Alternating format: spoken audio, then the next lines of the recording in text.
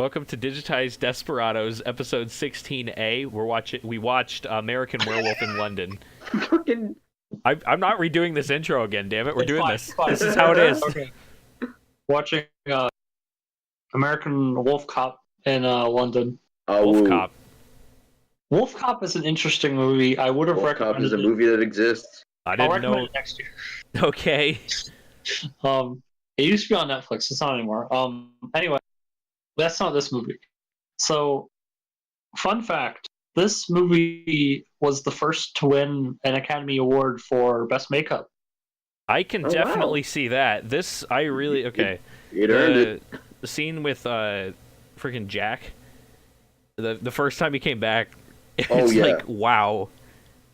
I have to admit, every return of Jack is amazing. They're all great. He just gets more and more decomposed until like he's basically just he's like an animatronic or a puppet in the last one. I think I like it better than the transformation sequence. I gotta say that. Do we want to do a quick rundown of the plot first before we get into anything? Yeah. So this is two American guys in London or in Europe.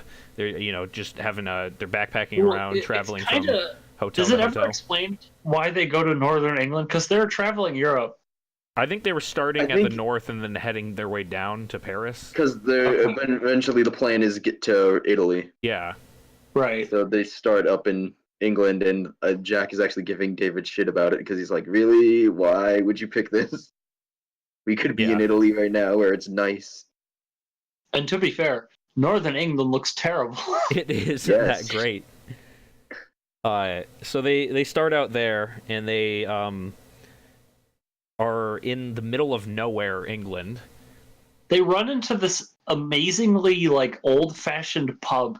Yeah, it's this where weird. Everyone is just as English as physically possible. They're all English, The Slaughtered and Lamb. they're just it's a place called the Slaughtered Lamb, and everything there is just highly cursed. Everybody's they walk so in cursed. and they all look at them like, oh, foreigners, but like they're not just like looking at them because they're Americans. They're like looking at them because they're like really just want them to leave, and it's highly cursed. There's a fucking pentagram on the wall and everything. They like straight up tell him like, "There's no food here for you." Yeah. They're like, can I get some coffee? Just immediately, it's like there's tension and it's all suspicious. Yeah. And immediately you're thinking like, oh, they're all like werewolves or something. They're evil. No, they're Not really. they're the like townsfolk who have known about the werewolves or something like that, and they just want people out. They're weirdly good. Yeah. Like they're kind of good people. Yeah, and so they are still bad. Well, they're not bad. They're like get out. You don't want to be here. They're like morally gray. Yeah. Yeah. They're And like, so we don't want you dying on my lawn. they kick him out, and then They don't really kick him out. yeah. This one guy is like, I missed it darts. Like I never don't miss. even know I never miss. You I made don't me even miss. know where they were going with that. I think the idea is that they wanted them to leave, but they didn't want to say it. And also they were questioning, "Hey, what's that star about?" Yeah, they're asking too many questions. And so they leave, and of course it's a full moon out, and they get attacked by a werewolf, causing Jack to die, and David gets slashed. He gets scratched by the werewolf. But before he can die, the townsfolk come and shoot the werewolf. Yeah. Because they're concerned about them. So he goes to a hospital, wakes up in a hospital. 3 weeks have passed. Yeah, In 3 weeks have passed. London. Jack died. Yeah, Jack is very dead. And He's then, already like had a funeral in back in America. Yeah. Wait, did he? Yeah, He yeah. says he did, but He says we like, don't "Oh know. yeah, they sent my body back to New York, and they already had the funeral." But who knows if you can believe him? That's weird. Like, you'd think having your buddy die would just mean just coming home immediately. Well, You no, know- he had Yeah, to but he stay was in injured. What? England to recover. He was seriously injured. He was, yeah. And then he gets let out of the hospital despite being obviously crazy. It's fine. It's The fine, nightmare. yeah. Survivor's guilt. But not just that, he gets let out of the hospital and is staying at his nurse's place because they fell in love. Okay, that I can't buy. That was That is weird. illegal, I'm pretty Yeah, sure. highly illegal, actually. Well, I don't know about in London, but London in the 80s, but yeah. I bet back then it was all like, oh, hot nurse, yeah. But like now it's like, oh, that's highly illegal. Yeah. Yeah, you can't do that. You cannot fuck the patient. So yeah. I mean, please don't. Yeah. Like, it's not just a can't, it's a... That's illegal not and will get you your immoral. medical license revoked. Anyway, so he after he recovers, and well, after he recovers physically, he goes and lives with his new girlfriend, a nurse that looks way older than him. Yeah. Which, you know, good for him, but like, I think they were trying to cast them as the same age, and they weren't. Yeah. And he keeps on having recurring. No, he stops having nightmares, but he constantly has Jack. Yeah, he keeps seeing his dead friend, who is like, he looks like the way that he did when he was attacked by the werewolf, but he's all decomposed. These great prosthetics. And he's like, you are a werewolf, and you're gonna kill people, so you gotta kill yourself. And he's like, no! If you have any knowledge of Hamlet, it's very Hamlet. It's been a while since I've read Hamlet. I don't know We had Hamlet. to read Hamlet for school. Is, in the first act, Hamlet's father, Hamlet Sr. Spoilers for Hamlet. Yeah. Okay. Spoilers for Hamlet. if you don't know the plot of Hamlet already. I know, I'm just making a good joke. Okay, some people don't know it though, so that's fair. So in the beginning, Hamlet Jr., his father dies, and he is very distraught about it. His father was a very important part of his life, Yeah. and Hamlet Jr. suspects that his uncle did it. Oh yeah. So Now I'm remembering the plot of Hamlet. at the end of the first act, the ghost of Hamlet's father comes to visit Hamlet Jr. and only Hamlet Jr. He's the only one who can see him. And he tells him, go kill your uncle. It's the only thing that could make your life better. And it's very, I mean, not to get immediately into things, we're still summarizing. It's very debated over whether that ghost was actually the ghost of his father, which is where the similarity with this movie comes in. It's very hard to tell if Jack is like real or actually like his survivor's guilt. Yeah. Well, I mean, he turns into a fucking werewolf. Well, Okay, one could say that he's gone crazy also, because like there was the moment when he's talking with him, with Jack, and he's like, I don't know if you're real, man, but like, I woke up in a frickin' zoo naked, so even if I'm not actually a werewolf, I'm still probably crazy. Right. And also, considering the themes of the movie, if you look at how he's treated in the hospital, he's treated very much as, we don't care about your feelings. Our job is to make sure you are physically healthy, which might mean that the whole movie is actually about healthcare and how it doesn't suit the needs of a human. I don't know. I'm stretching at this point. But Maybe. Yeah, you're getting into territory that I haven't really considered. It gets into some weird territory later. After he goes crazy, he meets Jack again in a porno theater. What a great scene! This is after one of my he favorites. has transformed into a werewolf for the first time. And he tries to get himself arrested because he knows he has murdered people. Yeah, he killed people. Yeah, in his first. Again, a great scene. Yeah. Shakespeare is French. He just like starts cursing at this police officer. He's like, arrest me, arrest me, and then he's like, why aren't you arresting Winston me? Churchill was an asshole, and just starts going off like. Yeah. But yeah, at the end, after he talks to Jack for the last time and the rest of his victims that he murdered, Yeah, well, he gets he gets gunned down in an alley like the animal he is. I was going to talk about that scene though, where he was talking with himself again. Go for it. Jack. It reminds me a lot of last week's episode, Paranoia Agent, with the suicide pact thing. It's like really weird because this is a comedy horror movie, and and it's this whole scene where his dead friend is telling him like, you have to kill yourself, it's the only way, and they're like listing all these ways that he could kill himself, and it's vaguely comedic but also kind of like really unsettling, and it takes place in a freaking porno theater. It is the strangest. I don't even know how to feel about it. Dark comedy. You have like this terrible background music that's, it's part of the porn. Yeah. And then like it'll like cut to the porn and it'll be like just some weird nonsense, like some guy walks in like, oh, I can't believe you've done this, and it's like, I don't know who you are, and he's like, oh, I'm sorry, and then he just leaves. Yeah,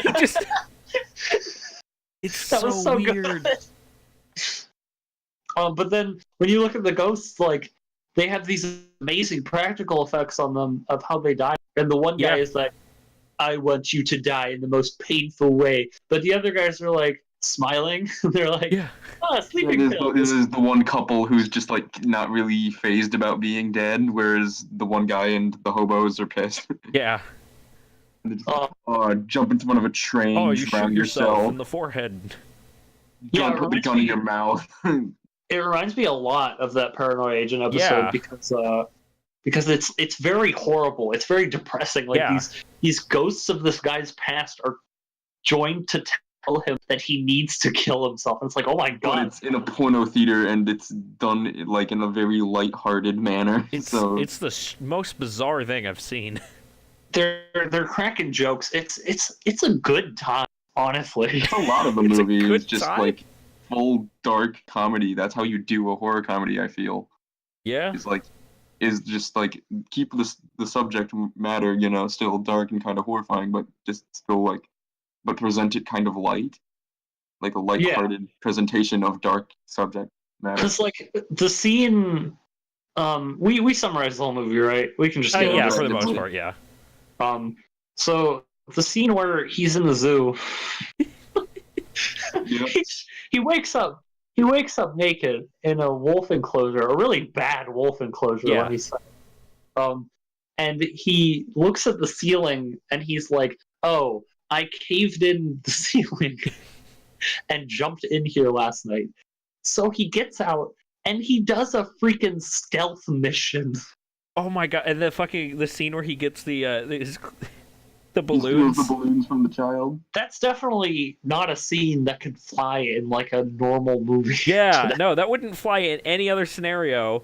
But so basically, there's a part where he's completely naked after waking up from being a wolfman, and he's just in the zoo, so he needs to get clothes. So he goes over to a bush. He sneaks around, finds a bush to hide in, and he sees a kid with balloons, and he's like, "Hey kid, come here.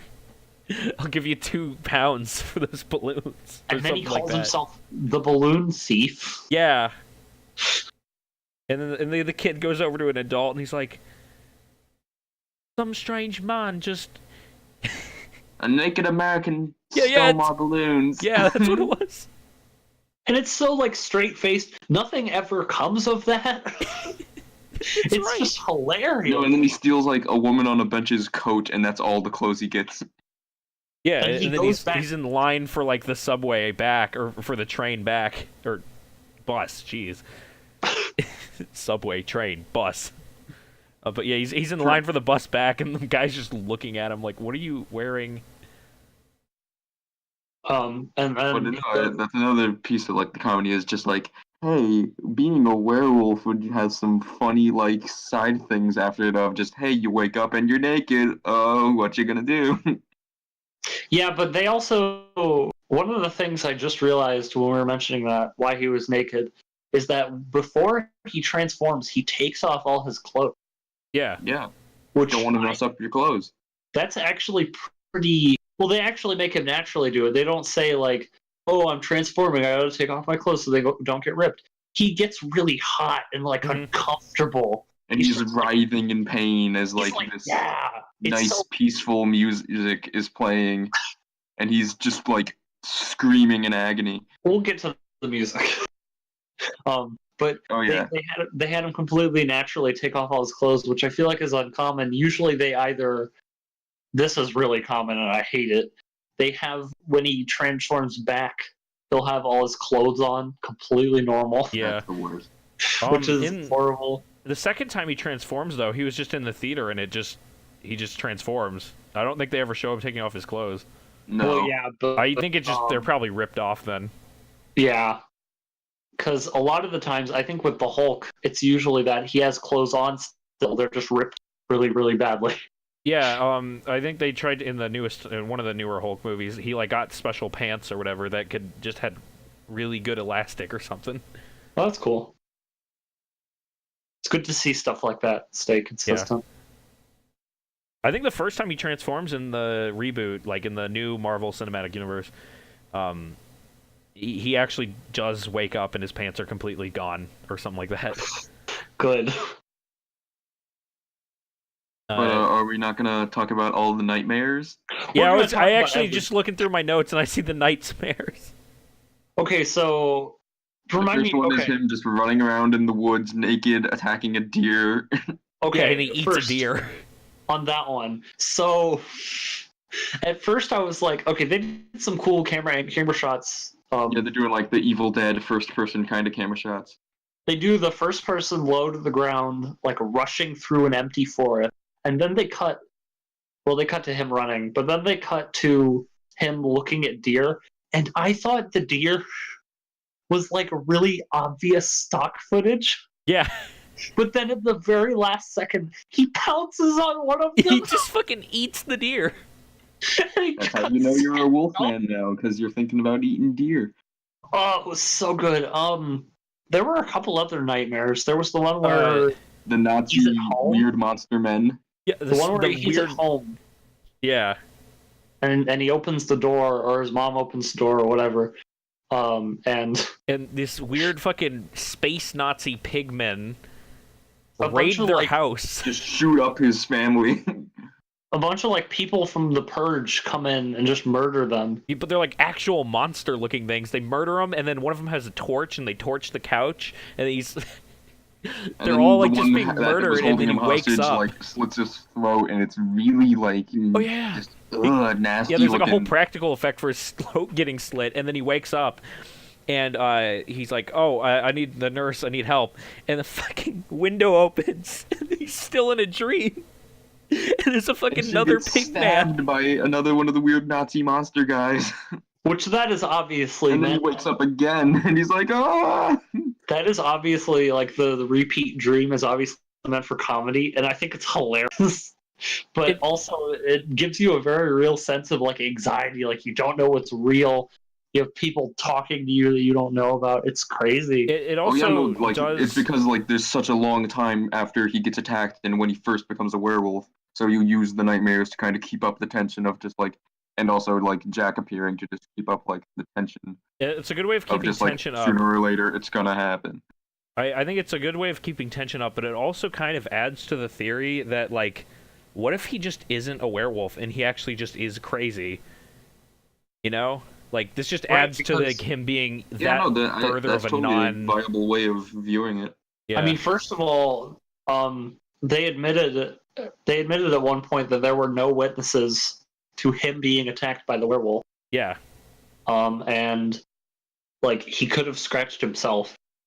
Second, or he could have got scratched by a madman or a dog and just not even noticed that it was a dog, and that made him go crazy. Right. And also, like they even mention it like, oh, he just heard the theory that it was a werewolf and he attached himself to it, and it's like that happens. Yeah. It's how. That's what the doctor was concerned about. Clearly a wolf creature, and then he turns around at the thing that's shot, and it's a dead, naked guy. Well, that happens to him too at the end, but I guess that could be symbolic. I mean, the other doctor, the one doctor is concerned, like, it doesn't matter if there actually is werewolves or not. There could be some mass hysteria weird another Paranoia Agent reference there. Or There's a lot of weird similarities with Paranoia Agent. I'm noticing. I guess it's because it's also a dark comedy, but That's true. He's like, this could be some sort of mass hysteria, in like, if he truly believes that he's going to be a werewolf on the full moon, he'll at the very least has a possibility of just going crazy and attacking people. Right. That's the kind of weird placebo effect, you know? Yeah. Like, I think I'm going to be a werewolf, therefore I am one now. Yeah. No, that's totally a good way of, like, viewing this, is just, no, he just thinks he is. Another note I have here is the first scene when he sees his dead friend again. is he's in the hospital, and just out of nowhere, Jack comes out, and he's like, you know, his skin's peeling, he's bleeding, and he's all fucked up from the werewolf attack, and he just goes, "Can I have a piece of toast?" And immediately David just goes, "Get the fuck out of here, Jack." It's so good. Like, it's just, he's so casual about being dead before he gets to the, hey, go kill yourself stuff. He's just like, oh yeah, my funeral, you know, the girl who I was going after was crying a lot, and now she's banging this other dude, and they're like, really? Fucking that guy? But just the first thing he says back to him is, "Get the fuck out of here, Jack." No. I have some fun bonus information. I looked up some of I believe the director is John Landis. Yes, he goes on to do Blues Brothers. Okay, no, he did Blues Brothers before this, but oh, he did. Oh, okay, never mind. Actually, that was after. Actually, now I'm gonna switch what I was originally going to talk about. Apparently, some of the places he shot film in were like legally, like, you weren't allowed to shoot film there. But he showed the cops the Blues Brothers for free, and they let him. Oh my god, that's amazing. Awesome. Which is so good. Anyway, what I was originally going to say, he actually went back years after the fact, I think over 10 years, I don't remember when it was, and talked about what was cut and what he wanted to go back and do. He mentioned that there were actually a fair amount there was a little bit more gore and like a little bit of more sexual content that he cut. Apparently there was a scene where, with the toast and Jack, which is what I was really originally going to say, apparently there was a scene where he tried to eat the toast and it fell out of his jaw. Oh, like his he's like too dead, like and so like he can't even eat it. Yeah, and I absolutely would love to see that. That would have been great. But I'll just name all the scenes that were cut that he said while we're on the topic. There was a scene where the homeless men were being killed. Okay. I don't think they need to show that one. Which I think the attacks are by far the weakest part of this movie. Well, there's one that's good, and it's the subway one. Because that one's a good. I'm glad that one got more time. I think the chase is good on that one, but the actual attack, they do a fucking cop out with a monster. That's really damn scary. Yeah, I agree with what Max said. The chase, the suspense is so good. Him running down that subway looks amazing. He trips on the escalator, which is a great comedic moment in this horror. And then your first good shot of the werewolf, and it's from the top of it's a wide shot from the top of the escalator, so you can only see it sort of from a distance. And that's your first good peek at it. Yeah, but my problem is they do a complete cop-out when they actually attack him, and they just show a lion roaring, indicating that they're going to the zoo now. Yeah, the attacks are so weak. Also, one last little trivia piece. Because of this movie, 2 years later, John Landis directed Michael Jackson's Thriller. No, yeah, I was about to say that one later. Michael Jackson loved this movie, and thus inspiring. He chose them to do the Thriller music video along with the makeup team and everything. Which now that I look back on that, yeah, I see It's it. all clear. Very It much, makes yeah. sense. Because like the zombie Michael Jackson reminds me a lot of the early Jack. Yeah. Yeah, I And think that's even really at cool. the start of the music video, he's like Michael is watching a movie about a werewolf. There's a transformation scene in this fake movie he's watching. So it's like now that you mentioned that, yeah, no, it's very obvious now. What else? The music. All of these songs involve the moon. Yep. There are only like 4 or 5 songs. It's 3 different versions of the song "Blue Moon." Yeah, I was gonna Then say. Bad And then Moon there's a Rising Bad Moon on the and Rise. Moon Dance. Which I don't like. The only one I don't like is the credits one. Is the credits version of Blue Moon. Yeah, because it's like doo-wop and it's gross. But that's personal preference. Yeah, that's just you. I really like the use of Bad Moon on the Rise, though. I thought that was hilarious.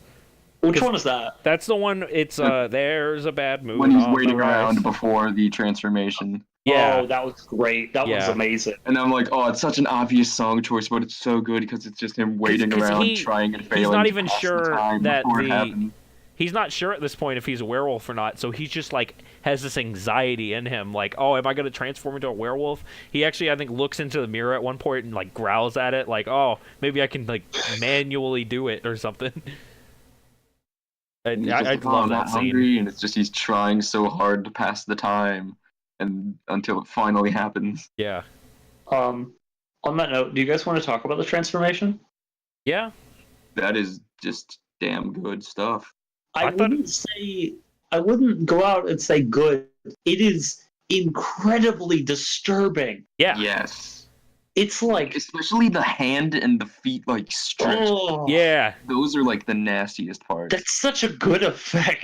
They're these like little movable bits, like, you know, like little movable skeletons that like can, you know, contract and like, you know, telescope out, stuff like that. And they just have them inside these like little, you know, essentially gloves that look like the skin and I think they stitched on the hair or something like manually, like one by one. It's crazy what they did for the effects on this. I need to look into it. There's this show at Universal. I remember at Universal Studios, like they had a thing where they would show that transformation scene and like talk about it. They have the props there at the Universal to show off on like That's the so interiors. Cool. I believe the face itself is 3 or 4 different animatronic like masks interior, like on the inside. God, can you imagine wearing that? Oh, I don't think he was wearing all of them for all of the shots. Well, I think yeah. some of them are just you know, some of it's just prosthetics. But on the same time, can you imagine putting on each prosthetics for each step of the transformation? You have to put it all on, do like 10 seconds worth of footage, and then put on the next set. Yeah. Oh yeah. And just like it's so just disturbing, like the spines raising and face stretching out. It's just also anything involving spines is just stop. Yeah, but it's just it works because there's just like periods where he's like there's the one part where he rolls around on his back and he's like halfway through, and he's just. And the whole time he's just screaming and writhing in pain. Yeah, like any other movie I think would have done like stop motion, you know, at the time for that kind of effect. I'm really glad they decided to go with a full, like, just make some weird shit to make this scene work. Because it really stands out. And from what I can tell, it also inspired a very long era of, I don't know about horror movies, but definitely a focus on like impressive practical effects. Yeah. Yeah.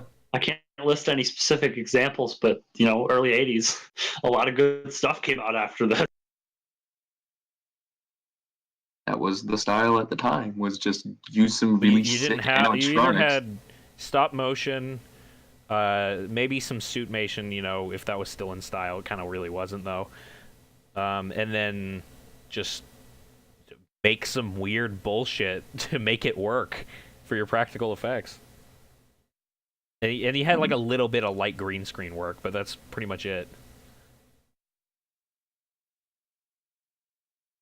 But it is just like incredible and incredibly disturbing at the same time. Yeah. For all the resources they had, this movie is very impressive.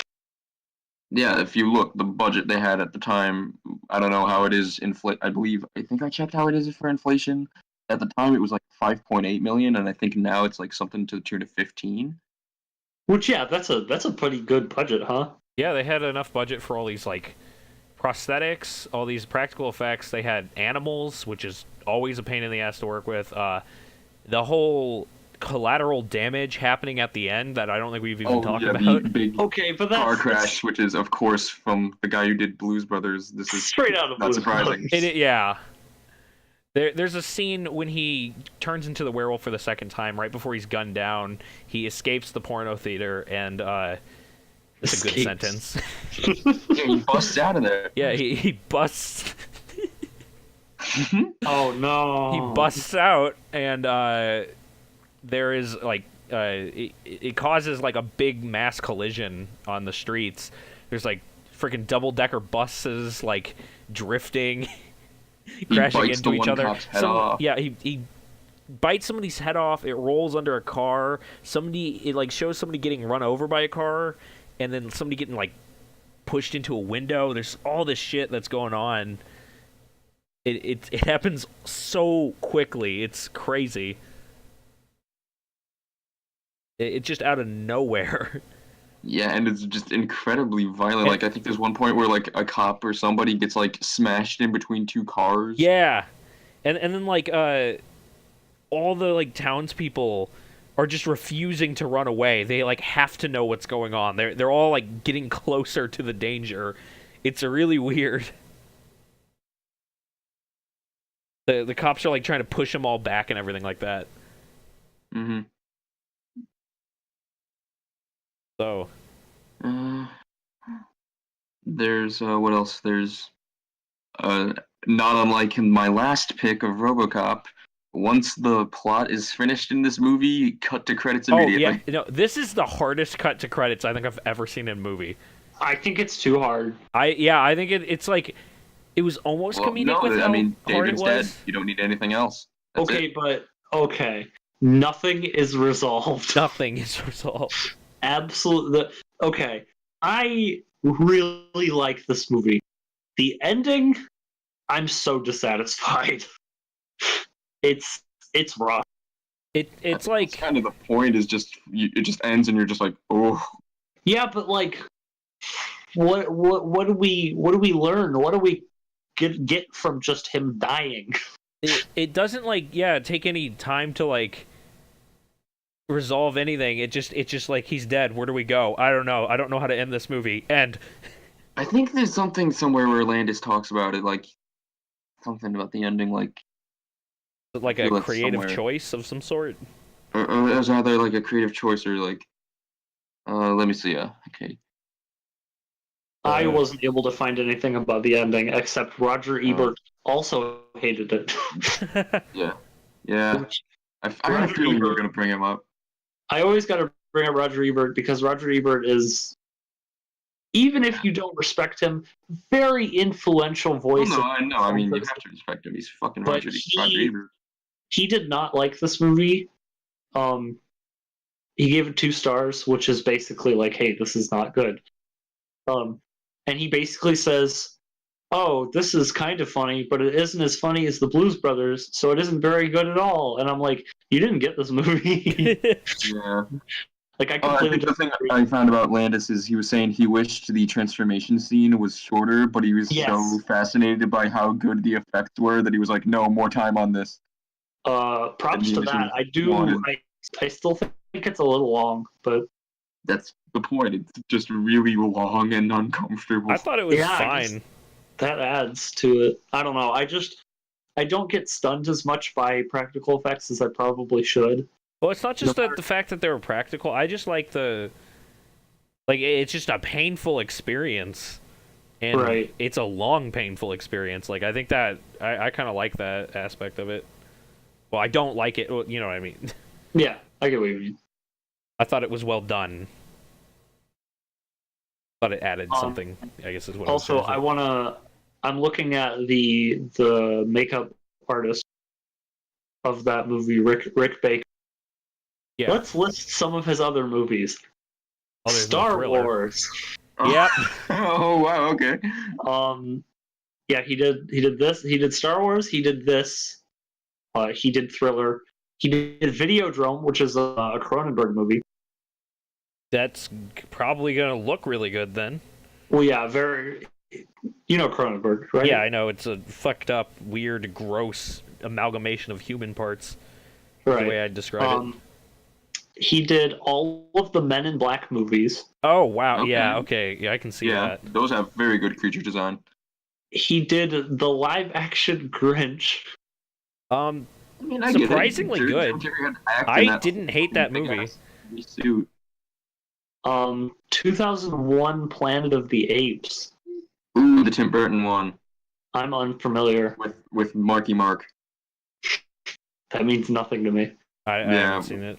I don't know. I've seen bits of it. I've not seen any of the Planet of the Apes movies. Yeah, I haven't really seen any of them myself. Apparently they're believe really he- good and deep. I think some of them are good. The recent people like the recent ones. They're like everyone's like, this is surprisingly good. These have no right to be as good as they are. Anyway, three more good ones here. He worked on all of the American Ring movies. I haven't seen Okay. any of those. He worked on Click. Why? As in the Adam Sandler movie? Yes. Why? What? And then he worked on Tron Legacy.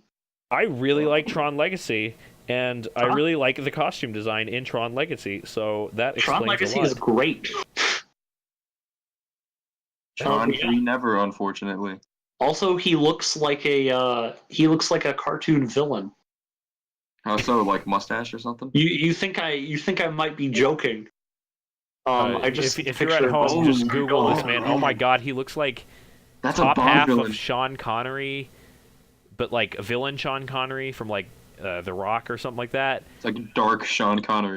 But also like Evil not. Sean Connery. But yeah, go look up. It's on his Wikipedia page for Rick Baker. Wow. It's kind of funny. He looks great. He just looks ridiculous. Yeah. But yeah. Anything else? The one more note I want to make is because at one point, David shouts that Prince Charles is a faggot during the scene when he's Oh no. Yeah. He's like saying all these controversial statements.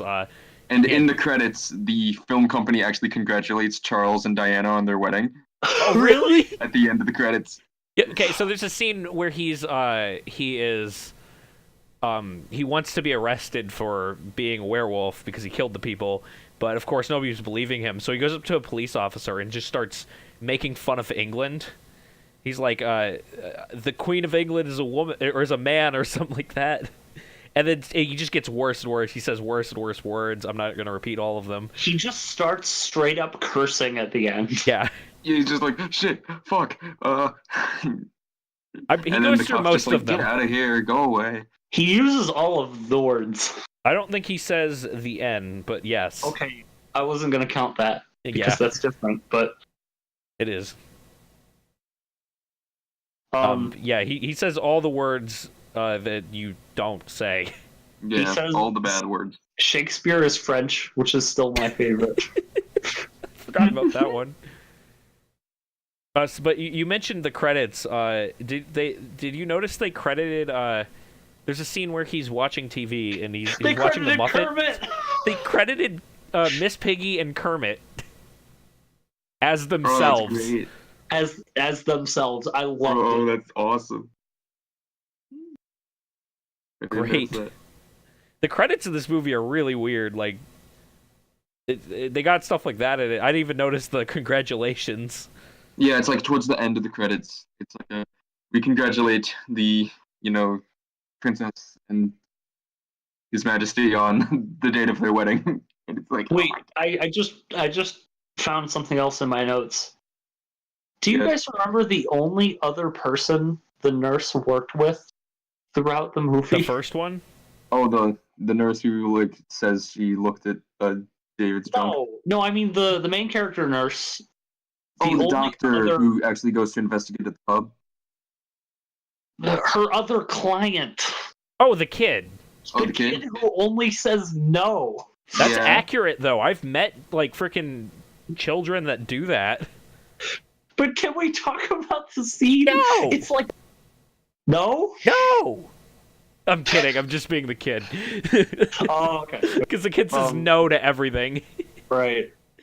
But I saw this in the notes. I wrote down the scene word for word. Have you ever been severely beaten about the face and neck? No. What? Well, because then she goes, I thought so, or something like that. I don't know. Why? It was a threat, I think. Messing with Because he kept saying no, so she was, like, really annoyed, so she's trying to pull a joke. And then I think she says something that, like, is obviously, like, the answer's supposed to be yes or something. I don't remember. It reminded me a lot of Airplane. I still need to see Airplane. That's another great movie I haven't seen. Yeah, I haven't seen it either. In Airplane, the main character, this like oldish man, he just walks up to a little kid and says just the things you do not want to say to a little kid. That's great. I think one of the lines, and I'm going to sound terrible saying this because it's not a good line, but it's hilarious. He just looks at this little kid and says, "Have you ever seen a grown man naked?" Oh my god. Oh no! It's like, what? Bad. Why are you saying that? But it's completely deadpan, and I don't get it, but it's funny. So anything else to say? I still need to see Airplane a lot, but yeah, that's all I have to say on It's a American good movie Werewolf with in friends. London. Yeah, that's Oh, all there's my a sequel. notes. What? There's a sequel, apparently. Yeah, there Yeah, is. there's American an American Werewolf in Werewolf Paris. which is like loosely connected. It's based on his son with the nurse. Apparently, it has, like, completely different actors. Yeah, none of the same cast. It is over a decade later. The original came out in 81. This came out in 97. I'm going to assume it's awful. It looks pretty bad. Is Let's this, look at is this and going it's to be like not as even big Universal as of a anymore. drop It in ended up quality? going to Buena Vista Pictures. Oh, dude, it has a 5.1 on Amazon. Or on it has IMDb. 7% on Rotten Oh Tomatoes. my gosh. Oof. 1 out of 4 on Roger Ebert. Yep. Apparently, you see a lot of CGI. Ah. Not good. Don't do that. That's okay, like, say what you want about CGI, but, like, if you're doing a sequel to a movie known for its practical effects, you just don't do that. This was the era. Okay, but this was 97. Yeah, this was 97, the era of the first era of reboots and remakes that did. And that also, nobody hey, asked maybe for. we should try these newfangled computers. And then it doesn't work. Yeah, there was also that's the same era that gave us James Bond, Die Another Day, Surfing on that. which Matrix is the was worst 2 thing. years later. What? Matrix was 2 years later. Yeah, so... The Matrix was 2 years later, and they're like, hey, what if we use CG in a good way, where it's necessary and asked for? Yeah. Die Another Day has used CG in a fucking way that was like, oh, let's do this scene because we can do it now. And Yeah. I think a lot of movies at the time when CG became big was like, oh, we can do anything now with CG, and then they just put random shit in their fucking movies. Like, Die Another Day has James Bond riding a fucking tidal wave created by a laser while he parasurfs on it with a thing from a rocket sled. It's bad, and it looks bad. I had to go on a little tangent there. That movie is bad. You have expressed your strong feelings on that film in the past, It is not good. and I think most everyone agrees with that on you. But so scores? Yeah, I guess we'll go with scores on American Werewolf, unless anybody else has anything to add. No, that's it. Just like a final thing from me, just like a I really like this movie. I've seen it before, but it's been a hot minute. It's been a good few years. So seeing it again and now looking at it like critically instead of last time where it was just a chance, oh hey, this is on. Man, I really like this. Just it balances the horror and the comedy very well. It adds some it has very cool ideas with like the you are haunted by the ghosts of those you have killed and just the effects are fantastic and just scary. And like my only knock against it is the characters aren't like the most developed, but I feel like you almost don't need that for this kind of story. So in the end, for me, 8.5. Fair. Connor? This movie is really, really good. I was worried going in that it would be kind of boring because I only heard that, oh, good practical effects. I kind of knew nothing else about it. I didn't even know it was a comedy. Because I also didn't know that this was by the guy who did the Blues Brothers. But yeah, I really liked it. I wouldn't say I loved it, but it's definitely one of the best scary movies. I wouldn't call it a horror movie. I'd say it's a horror comedy, so like there's a very slim, like there's not too many things to compare it to. Yeah, it's very unique. I think as unlike the Wikipedia page, it calls it a cult hit, and I don't think it really is a cult hit. It did pretty well when it came out, but I think it holds up really well. You know, for being close to 40 years old. Yeah. That's really weird. I give it like a 7.5 out of 10, maybe a little bit higher. I'll give it an 8. It deserves it. Yeah.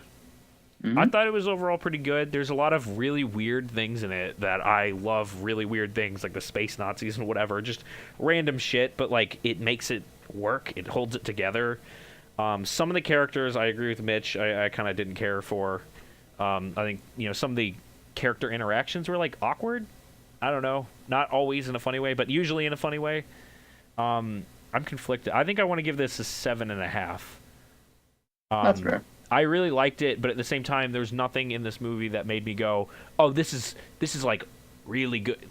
Like, it is really good, but like, I don't think there's any moment in the movie where it's just like, "This is hype" or anything like that. I don't know, but I still really liked it, so 7.5 definitely.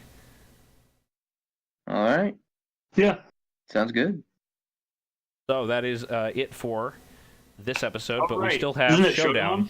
So I think it's Connor's movie this time.